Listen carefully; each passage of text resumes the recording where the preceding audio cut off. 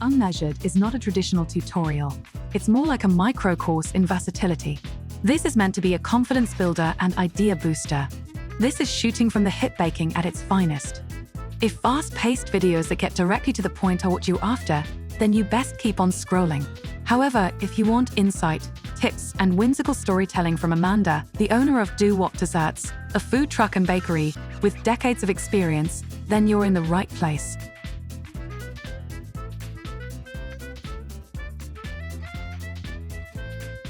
Okay, so I love candy apples, and I hadn't made them in a while up until about a month ago. It was Valentine's Day, and my husband got me a candy apple from this delicious candy apple place. I don't know if I can say their name or not, but it's in Raleigh off Capitol Boulevard. They do candy apples, grapes, pineapples, stuff like that. And their stuff is so good. So he got me the candy apple for Valentine's. I thought that was really sweet. And then I thought about probably how much money he spent on it and how I could make it so much cheaper for myself. And then I got a candy apple kick and I started making a bunch of candy apples and eating them, and they are delicious. I will get sick of them before long. But then I started putting them on the food truck and people bought them. And tomorrow we have a fairy fair. So I'm going to play around with making cotton candy candied apples, and I'm going to try to make them maybe look a little fairy-ish for whatever that's worth. So never done it before. We'll see how it works out. I think I'm just going to use the recipe for regular candy apples and not put the red food coloring in it and see how it goes. So we put 2 cups of white. You hear the cuckoo clock going off? It'll go on for a very long time. 2 cups of sugar. And with this, you kind of have to be precise, otherwise it won't be the right consistency to coat the apples. And then we will put 1/2 cup of water, and then some light corn syrup, 1/4 cup. I'm not going to measure the corn syrup because then it's just going to get the measuring cup all sticky, so I'm going to I feel pretty confident I know what 1/4 cup is. Yeah, that looks like 1/4 cup. All right, 1/4 cup Karo. We're gonna put this like on medium heat. All right, so what we're doing is we're trying to get it to 300 degrees, which is the temperature where it will become hard after we dip it. And it takes a while to get there. So we're gonna let it kind of sit there, and in the meantime, we will get the apples ready. All right, we need to get the wax coating off the apples or the candy won't stick. So I got a bag of Granny Smith, which I like. My children don't like them, but I like it. So we need to clean them first. I did a container of really hot water. I put it in the microwave to get it really hot. And so what we'll do is we'll take the apple, dip it in the hot water for a little while, and then we'll pull it out and we will clean it really good. Then we'll let it dry. All right, let me look. Normally these apples are not really big, so it should probably make about 6 apples. So while I am doing that, I am going to talk about fairies, since it's the fairy thing tomorrow. Fairies remind me of my mother. I do not know why. Well, she was kind of a spiritual, I don't know, whimsical kind of person. And yeah, fairies remind me of her. I know she had a fairy, like a pewter fairy, I think my brother got after she passed. But Yeah, so I will mention something about her that I find kind of interesting. When she got sick, she had cancer and it went downhill pretty quickly. So she moved into our house and we set up hospice for her there. And she wasn't there very long. Like I was in denial and I kept thinking she was going to get better, even though she clearly wasn't. But I didn't know that. So I did not take the time to really talk with her about things while she was there.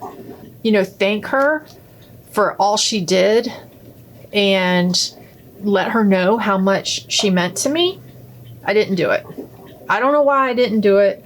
I think because if I did it, it would have kind of seemed final, and I didn't want it to seem final. So after she passed, I had a very, very hard time with it, and I had a lot of regrets for what I didn't tell her, and it was very important to me that she knew how much I loved her and appreciated her. So a couple of months went by, and I don't know what happened, but all of a sudden I thought about like maybe reaching out to her through like a psychic medium. I'd never thought about this before, never thought that psychic mediums worked. I think maybe I believed they had a gift, but I also thought it might be scamish. So never ever reached out to one before. And I do know one that scammed one of my friends. So wasn't super positive, but I was desperate to let her know how much she meant to me. So I looked up on Google and I found one in the area that was highly rated. And I called to make an appointment. Despite everything I read saying that to reach out to somebody who's passed, you need to wait a while so they can make it completely to the other side. So it wasn't that time frame. It was too early, but I reached out anyway. And the guy I got, his name is Lorenzo. This is not a plug for him, but he is absolutely fantastic. And he actually spent some time talking to me on the phone. And the next thing you know, it was like an hour later and he was still talking to me on the phone. I hadn't given him a penny. And he just kept saying things like, I'm seeing this, I'm seeing that. How in the world he would have known it was me calling who I hadn't given him any information at all. But he said he like kept seeing a G. And that's the one thing that I was like, that doesn't make any sense whatsoever. But he saw like dancing and a cowboy hat and all these things that were definitely my mother. And I had made an appointment and I went in the next day. And at that time, he said that he felt her, but she hadn't passed completely. Okay, now I'm going to pull the stem out and stick the sticks in about halfway. And I'm going to turn the heat up a little bit on that. It's starting to bubble a little bit, which is great. We certainly don't want to burn it. Anyway, I went in the next day and I met with him, and he said that she hadn't passed, but he could sense her, and he completely, he was feeling her. And then I went back a couple months later, and I guess she had passed completely to the other side, and she was communicating with me, saying things to me that I promise you only the two of us knew. It was amazing. And so he said that, he felt her know that I loved her and how much she meant to me. And that made me feel a lot better. All right, so put these in. I'm going to grab my candy thermometer and stick it in there. You absolutely need one.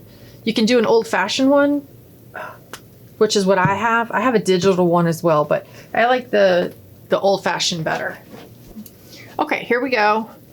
And it's got a little clip for the pot, so we will adjust it so I can see it. I, more often than not, have burnt this stuff, and it smells bad, and it's ruined, and it's disappointing. So looks like we have a ways to go. It'll start bubbling really good, and then it takes a while for it to continue to do so to get to the right consistency. But we're heading in the right direction. Okay, so back to Lorenzo. He wasn't even the type of person that was like, oh, you need to come back. He wasn't like that at all. No pressure whatsoever. But what he did tell me, which was really strange, is he told me a few times, like, I see somebody like an ex-boyfriend or an ex, and something going on with their chest. And he said this like every time I went to him, and he's like, you need to contact this person. Like, what in the world are you talking about? Like, I don't know anybody with like something going on in their chest. And then, then he would say like, oh, this person is like basically close to death, and their chest, you need to contact them. Couldn't think of anybody with this issue.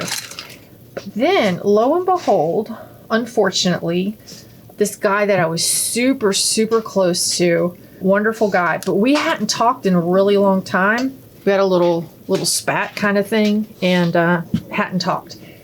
I found out, his brother contacted me and said that unfortunately he had died of lung cancer. And that is absolutely who Lorenzo was trying to tell me to get a hold of. And I wish I had thought of that and put the dots together, because I really would have liked to make up with him before he passed. But anyway, I haven't seen Lorenzo in a while. I need to make an appointment with him. He'll like read cards and stuff and give advice, and he's pretty awesome. Okay, so what are we up to now? We are up to 210. Got a little ways to go. All right, once we're at 300, we need to work super fast. And normally what I do is when it gets to 300, I'll drop some red food coloring in there and then dip the apples. I made cotton candy flavored apples last weekend, and they were good. And I put pink food coloring in there and put in some candy apple flavoring that I had. Got it on Amazon, and they were good. But for tomorrow, I want to do something better than just pink. So what I'm thinking we're going to do is when it gets to 300, I will pour, I don't know if I cleaned this one. Let me redo it if I didn't. I'm going to pour half. Well, I'll put the candy apple flavoring in it, and then I'll pour half into this bowl. And I think I'm going to put some pink food coloring in it and some, I guess, blue. That seems fairyish in the other one. And then I might even squirt some white to try to get some swirling. This is ambitious for as quickly as this stuff dries. And then I will try to dip them, swirl them a little bit, and put them in, well, you can put them on parchment paper, but I haven't found letting them drip a lot without them getting hard.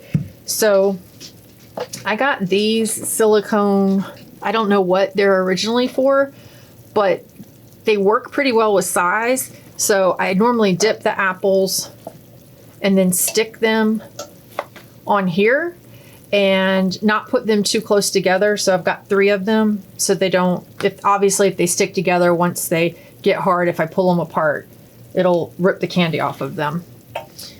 So that's what we're gonna do. And then it's pretty cool too, because if a lot drips down, when you turn your candy apple upside down, you'll have a little rose at the bottom. All right, so I've got 7 apples. That should be enough.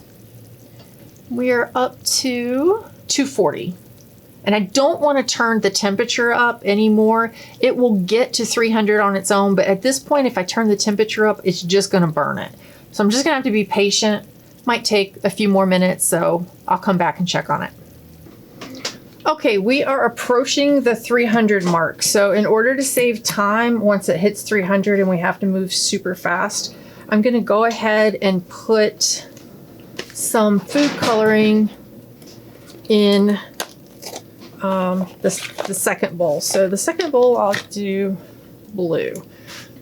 All right, green and pink is what she said. And we're gonna stir it with a toothpick so I can just toss the toothpick right in the trash. Where are we? We are right at 300. Awesome. So take this off. And if you notice, the whole time it was boiling, I did not stir it. You do not need to stir it. All that's gonna do is cool it down. So just let it go. All right, we're gonna turn the heat down a little, and then we will, we'll put some flavoring in there. I don't think I put enough flavoring in last weekend. So add the flavor, and then pour like half in there. Whoop, it is bubbling hard. And then we will do half. I'll add some coloring to this one. Whew. My gut tells me not to mix it too much with the toothpick because, I don't know, we'll add some white, see how that goes. We're just playing with it at this point and seeing what works. Okay, candy apple. Get these cords out of the way. They're driving me crazy. All right, candy apple. We'll take the first one, tip it a little bit. Oh, that's pretty. Somebody's blaring Prince music or something driving down the road. And then we'll try it. Ooh, this one. Sometimes people don't cover the tops, but I like to cover the tops.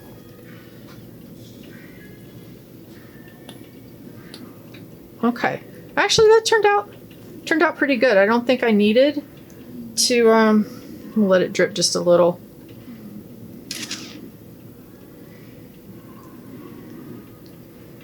Set that right in there. I don't know. I really like the pink without adding the blue. Look at that. I was an idiot. I put that hot thing right on the plastic. It is melting. Maybe I'll just add a little bit of the blue. Let's see how that looks.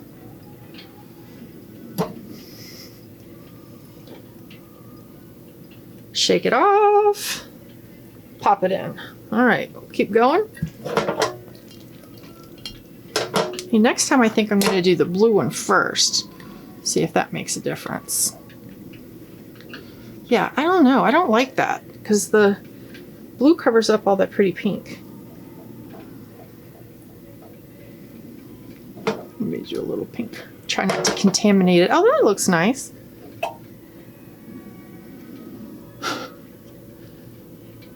Trying to figure out who's blaring that music. All right, we've got a little bit here. All this means is I did not wash the candy apple good enough. That one, it's got a spot of wax still on it. So that one I may not use. You know, that white is being washed away. And I don't like that, but maybe that'll be good. We'll add a little more weight in there.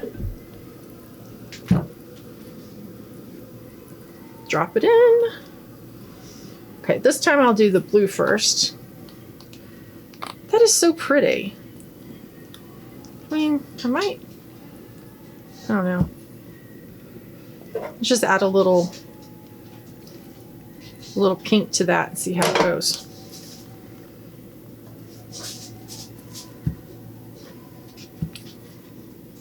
I mean, that's pretty. Let it drip a minute.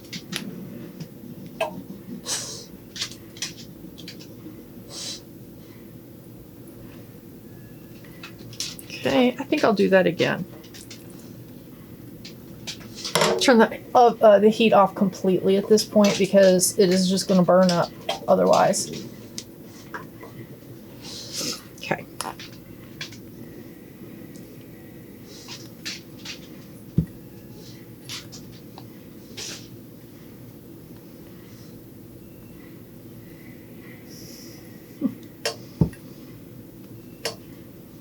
That one looks the best so far. I'm going to take this one and pop it straight on the silicone. See how that goes.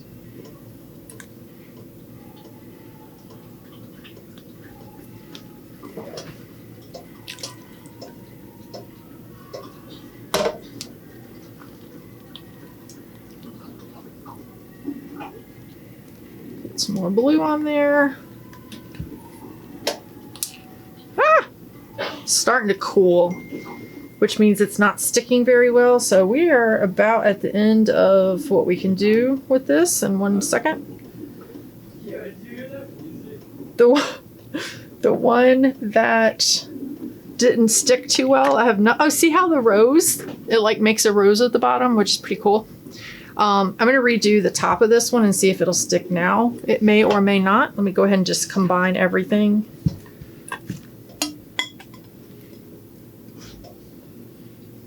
Stick this on silicone.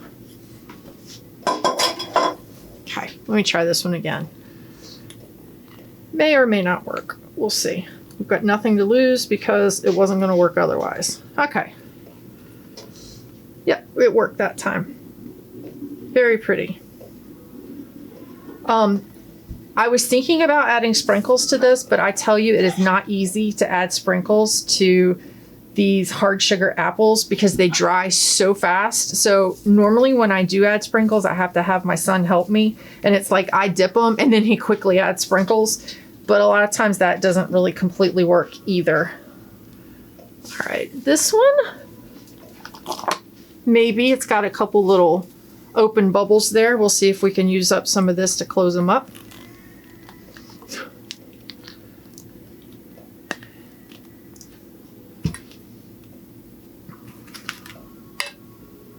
Yeah, at this point, I just need to tell myself to stop because it won't be nice and smooth and pretty. And generally, I would just like, oh no, I don't want to waste any. I'm just going to keep going. But I'm going to stop.